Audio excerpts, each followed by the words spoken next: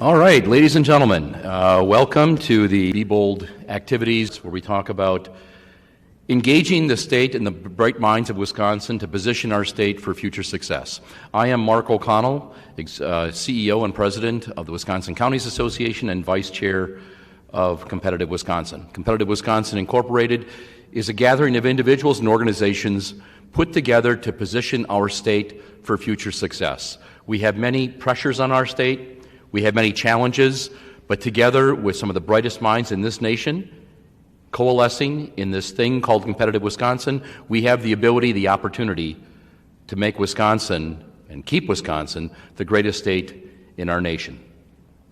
This event today will focus on infrastructure, transportation.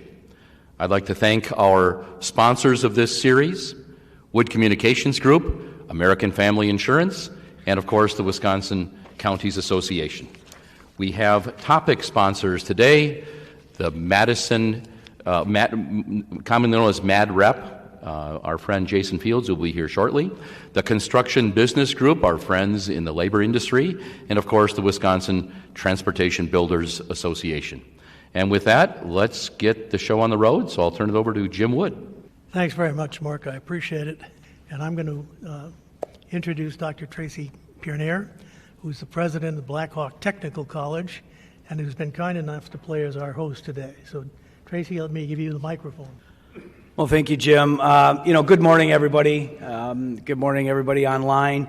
It's a pleasure to host this particular event. The Janesville, Beloit area, obviously, for those that know Wisconsin, is at a crossroads between Milwaukee, Minneapolis, and Chicago, and the growing transportation distribution sector in our area has been one of the industries that has helped the area recover from, obviously, the GM shutdown that has really devastated the area many years ago. But the economic development team in Rock County has done a wonderful job over the last several years bringing new businesses in. And as a technical college, we are the vehicle to provide a trained workforce for that industry sector, and the technical college system overall, of course, that's our number one mission. So we're already in this. We help with construction, training, certainly, and certainly the entire transportation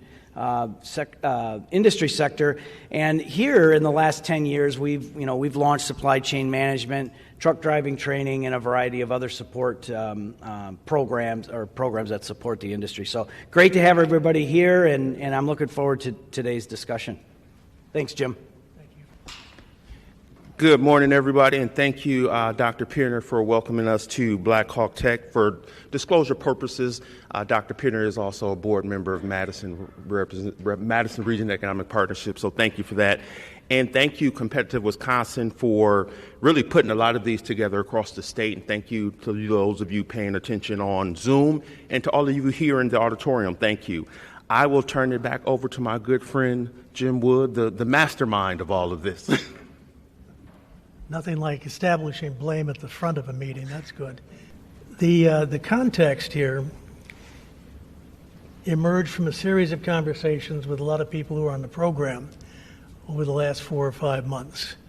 And one of the things that popped up as we were beginning to work on all of this was the question of whether or not the folks who benefit from the transportation system actually have some sense of how critical it is to their entire lives. And the issue came up, and I won't name names at this point in time, but somebody in the meeting said, how come they don't appreciate the system? And I opined, having watched and read headlines for the last 50 years on transportation, said, well, because the only time they ever read about it is when you're trying to get money out of the state legislature or the federal government.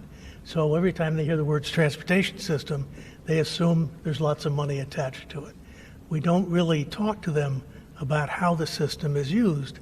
And so we said, let's try at least to be cognizant of the fact that the transportation system requires an investment, and we do that in terms of spending and funding so that we can do some very specific things, specifically so we can connect our workers with their jobs and protect our economy, think supply lines and all the rest of that, particularly because we talk about moving necessary goods, and because we need to get our young and our elderly the health care, education, public safety, and quality of life they need and want. So the real outcomes from this system. And we then did a series of, hopefully, as you may know, conversations with people about what they saw as the issues facing that system. Under the issues here, and this is the pieces that if you've had a chance to look at the pre-event videos, you will find popping up. So all of these are in there. There are construction needs which are separately related to, obviously interrelated, but to maintenance, to adaptation, and to the need for new outpieces. There are consumer needs related to access, to safety, now to fueling questions and the information needs of technology, technological change, costs, comprehensive planning questions, workforce shortages, questions about consumer awareness, and budget support. Out of all of that, we have, and I'll take blame for this, I have drawn 4 conclusions, okay?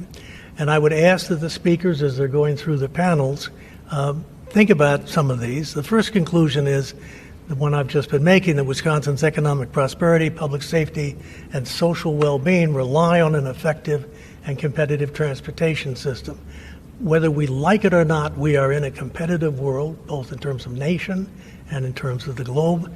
We can't get there where we want to be if we don't have a competitive system. Second, changing technologies and consumer preferences and existing tax policies are diminishing state and local financial ability to maintain the existing system. Third, the lack of more appropriate funding mechanisms threatens the ability of state and local governments not only to maintain the existing system, but also to build the next generation transportation Wisconsin needs to remain economically and socially competitive. And fourth, the ARPA and other one-time state and federal dollars could help address these issues, but workforce shortages, issues related to increased dependence on reliable, affordable electricity, and insufficient consumer awareness are complicating efforts to assure maximum return on investment. So all of that is a kind of a backdrop, if you will, an intellectual backdrop, and you'll have lots of opportunities to have at me today if you disagree with any of those. So not to worry. We'll try to make sure folks have a chance to chime in.